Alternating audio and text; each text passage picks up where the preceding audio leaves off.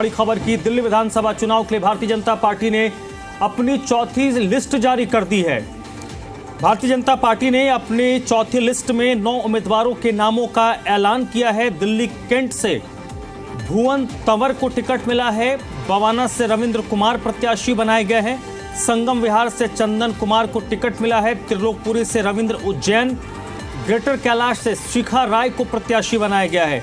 वजीरपुर से पूनम शर्मा को टिकट दिया गया है। शाहदरा से संजय गोयल बीजेपी के प्रत्याशी होंगे। गोकुलपुर से प्रवीण निमेश को पार्टी ने टिकट दिया है।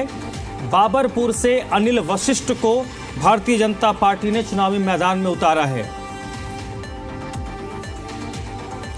तो भारतीय जनता पार्टी ने अपनी चौथी लिस्ट इस वक्त जारी की है।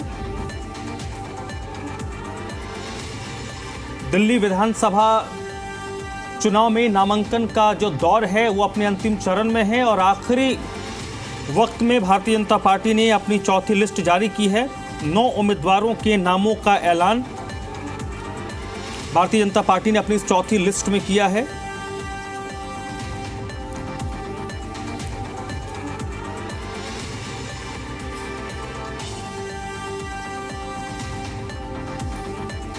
राहुल मिश्रा इस वक्त मेरे साथ जुड़ चुके हैं। राहुल, भारतीय जनता पार्टी के इस लिस्ट को अगर हम देखें जिसमें 9 उम्मीदवारों के नाम का ऐलान किया गया है, इसमें कुछ वीवीआईपी सीट्स हैं जिनमें दिल्ली सरकार के मंत्री एक बार फिर से चुनावी मैदान में हैं। तो भारतीय जनता पार्टी ने इन सीटों को लेकर किस तरीके की रणनीति बनाई है? देखिए, सबसे बड़ी चीज है कि इन सभी सीटों को लेकर के और काफी उहापोह की स्थिति बनी हुई थी। जैसे ग्रेटर कैलाश के तमाम नामों की चर्चा चल रही थी, जिसमें कि स्मृति ईरानी और मीनाक्षी लेखी को लड़ाने की बात की जा रही थी। लेकिन आज जो ये लिस्ट सामने आई है उसके साफ पूरे तरीके से उस पर पर्दा उठ गया है। 9 नामों की घोषणा यहाँ पर कर दिया है, बीजेपी की तरफ से कर दिया गया, घोषणा कर दी गई है। अब 2 नाम केवल रह गए। 2 नाम में एक जदयू और एक लोजपा को यहाँ पर सीट दिया जाएगा। और ये सीधे तौर पे कहा जाए कि जैसे बवाना से रविंद्र कुमार को, जो कि आर्थिक सीट है, वजीरपुर से पूनम शर्मा को, दिल्ली कैंट से भुवन तंवर को और संगम विहार से चंदन कुमार चौधरी को उतारा गया है। इसके साथ ही साथ शिखा राय को ग्रेटर कैलाश से उतारा गया था, जहाँ से बात कहा जाए तो उतारने की बात की जा रही थी कि इसमें मीनाक्षी लेखी या स्मृति ईरानी को यहाँ से लड़ाया जाए। लेकिन यहाँ से ग्रेटर कैलाश से शिखा राय को दिया गया है। त्रिलोकपुरी से रविकांत जैन को दिया गया है। शाहदरा से संजय गोयल को और अनिल वशिष्ठ बाबरपुर से हैं। गोकुलपुर से प्रवीण निमेश को यहाँ पर चुनावी मैदान में उतारा गया है। तो ये एक तरीके से कहा जाए कि पूरे तौर पर 9 नामों की और 68 नामों की अभी तक घोषणा यहाँ पर कर दी गई है, क्योंकि नामांकन का आखिरी दिन कल है और इसको लेकर के ये उम्मीद की जाएगी कि आज लिस्ट आ जाएगी और आज अभी देखा जाए तो लिस्ट को जो है कर दी नहीं। और भारतीय जनता अब क्योंकि ये आखिरी दौर है राहुल, तो भारतीय जनता पार्टी ने अपने 68 उम्मीदवारों के नाम का ऐलान कर दिया। 2 सीटें गठबंधन के तहत सहयोगी दलों को दिया गया है। मुझे लगता है कि इस लिस्ट में विशेष तौर पर जो ग्रेटर कैलाश की सीट है, बाबरपुर की सीट है, ये 2 सीट क्योंकि यहाँ से राज्य सरकार के मंत्री हैं, तो उनके सामने किन उम्मीदवारों को उतारा जाए इस पर विशेष तौर पर माथापच्ची हुई होगी, तभी ये चौथी लिस्ट तक ये बात गई है। जाहिर सी बात है, चौथी लिस्ट तक इसलिए क्योंकि पूरे सोच समझ करके और पूरी गुना भागी करके और उसके बाद यहाँ पर उतारा गया है। और इन सभी चीज़ों की वजह से इसमें सीधे तौर से सभी पहलुओं को देखते हुए यहाँ पर टिकट दिया गया है।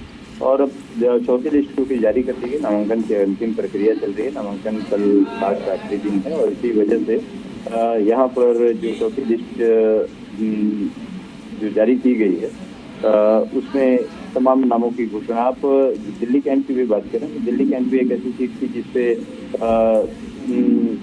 लिखा गया था कि दिल्ली कैंट पर भी कहीं सीधे तौर पे मीनाक्षी लेखी वहाँ से लड़ने की बात वहाँ पर की जाती थी। लेकिन तमाम जो उहापोह और जो तमाम प्रयास थे इन सभी को साइड रखते हुए यहाँ बीजेपी ने उतारा है। यहाँ बीजेपी ने उन कैंडिडेट्स अपने कैंडिडेट्स के नामों की घोषणा यहाँ पर कर दी है। और 9 नामों की घोषणा की है। गठबंधन की बात यहाँ पे पहले ही, क्योंकि गठबंधन से की बात यहाँ पर की जा रही थी, और क्योंकि केंद्र में भी गठबंधन है और गठबंधन के दोनों जो सहयोगी हैं ये टिकट अपना मांग रहे थे, और यही कारण है कि जदयू और लोजपा को भी टिकट देने की बात यहाँ पर पार्टी ने की है। और जो सोर्सेज बता रहे हैं कि उनकी भी सीट अभी थोड़ी देर में उनकी भी सीटें क्लियर हो जाएंगी।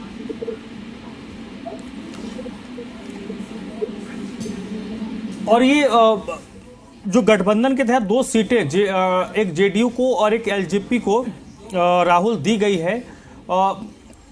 भारतीय जनता पार्टी को पता है कि जो बिहार की क्षेत्रीय पार्टियां हैं वो चुनाव लड़ती आई हैं, लेकिन बहुत ज़्यादा दखल उनका नहीं रहा है। लेकिन क्या आपको लगता है कि क्योंकि बिहार में विधानसभा के चुनाव होने हैं तो उसको देखते हुए इन सहयोगियों को दिल्ली में भी बीजेपी ने एकोमोडेट किया है?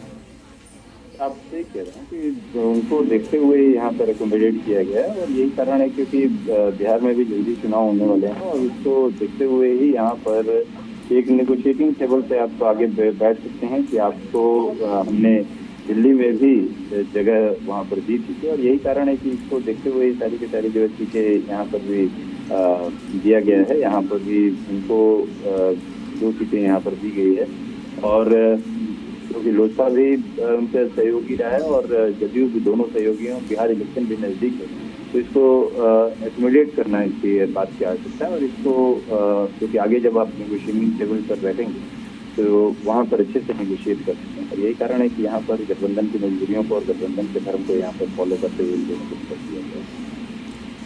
बहुत बहुत शुक्रिया राहुल मिश्रा आपका इस जानकारी के लिए। तो भारतीय जनता पार्टी ने दिल्ली विधानसभा चुनाव के लिए अपनी चौथी लिस्ट जारी की है। 9 उम्मीदवारों की ये चौथी लिस्ट है, और इस लिस्ट के साथ ही भारतीय जनता पार्टी ने दिल्ली की 68 विधानसभा सीटों पर अपने प्रत्याशी घोषित कर दिए हैं। 2 सीटें गठबंधन के तहत एक जेडीयू को दिया गया है और एक एलजेपी चिराग पासवान को दिया गया है।